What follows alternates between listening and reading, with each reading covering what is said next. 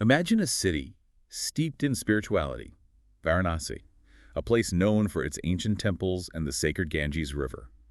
But beneath the surface of this holy city, a dark and tragic story unfolded back in 2019. Yeah, a story of love, forbidden love. A couple who dared to challenge societal norms and paid the ultimate price. It's a case that really shook Varanasi and continues to raise difficult questions about tradition, about justice, and about the price of love in a society where ancient customs often clash with modern aspirations. It's a story that delves into the heart of India's caste system and the tragic consequences of what are often called honor killings. Exactly. This is a deep dive into a crime of passion that left a city reeling and a young life tragically cut short. A young life full of promise, really. So let's set the scene. We're in Varanasi on the banks of the Ganges, one of the oldest and holiest cities in India. A city that draws pilgrims and tourists from all over the world. But in April 2019, the city of spiritual light was plunged into darkness by a brutal crime. A crime that exposed the dark underbelly of societal pressures and the tragic consequences of defying age-old traditions. At the heart of this story is a young couple, Rohit Mishra, a 25-year-old law student, Full of ambition, ready to take on the world. and Pooja Yadav, a bright 22-year-old college graduate.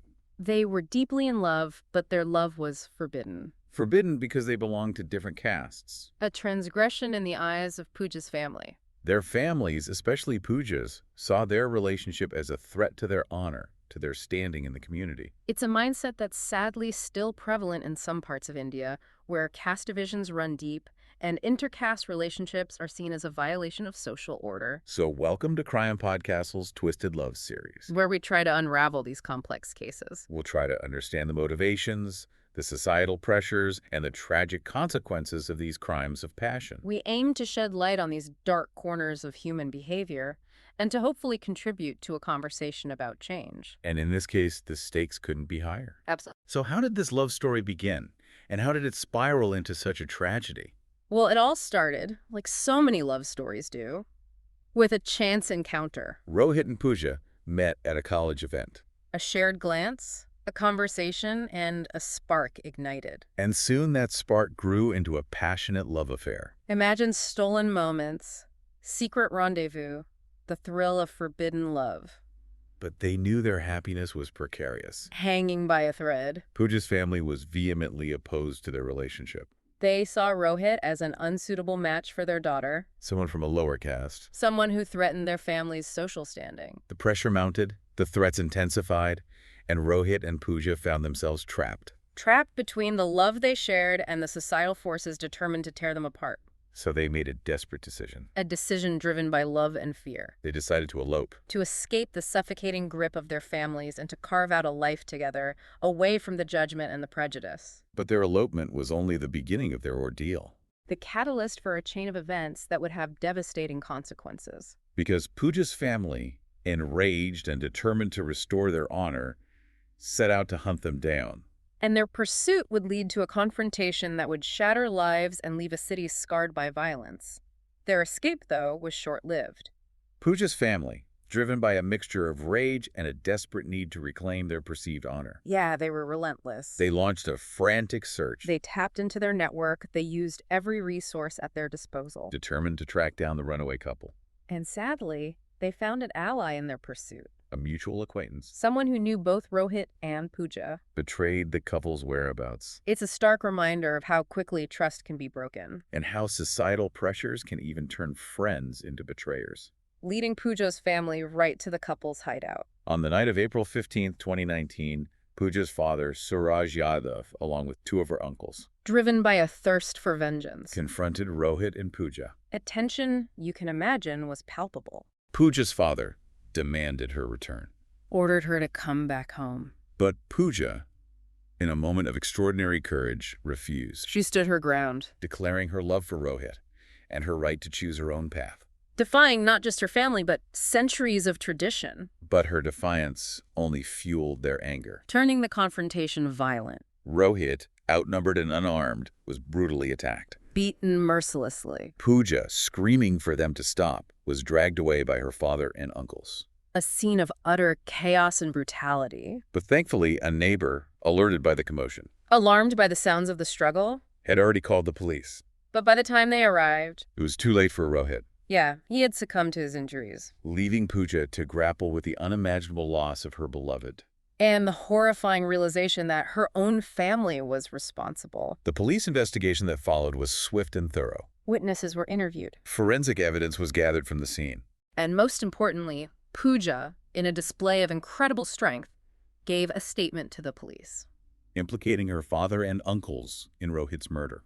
Her testimony, coupled with the overwhelming evidence, led to the arrest of Suraj Yadav and his 2 brothers. They were charged with murder, abduction, and criminal conspiracy. The prosecution argued that this was a premeditated crime An honor killing planned and executed to eliminate Rohit. and to restore the family's perceived honor. The defense, on the other hand, tried to paint a different picture, They argued that the family was driven by grief and anger, that their actions were impulsive, not premeditated. that they acted in a moment of passion. But the court ultimately rejected this defense. The evidence pointed towards a planned and a deliberate attack. And in mid-2020, the verdict was delivered. Suraj Yadav and his 2 brothers were sentenced to life imprisonment, The judge, in his sentencing remarks, condemned the crime as a barbaric act. an act that had no place in a civilized society, He emphasized that honor killings are a violation of human rights, a blight on humanity. and that the perpetrators deserve the full weight of the law. A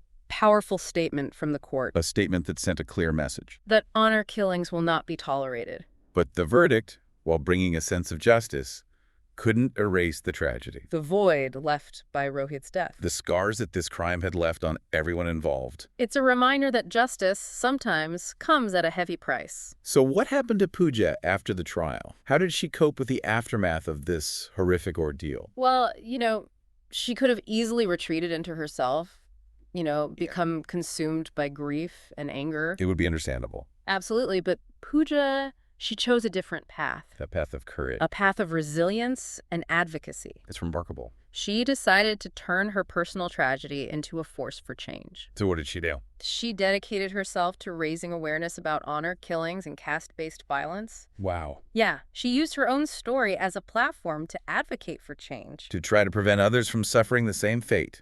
Exactly. She speaks at events. She works with organizations that support victims of honor-based violence. And tirelessly campaigns for stricter laws.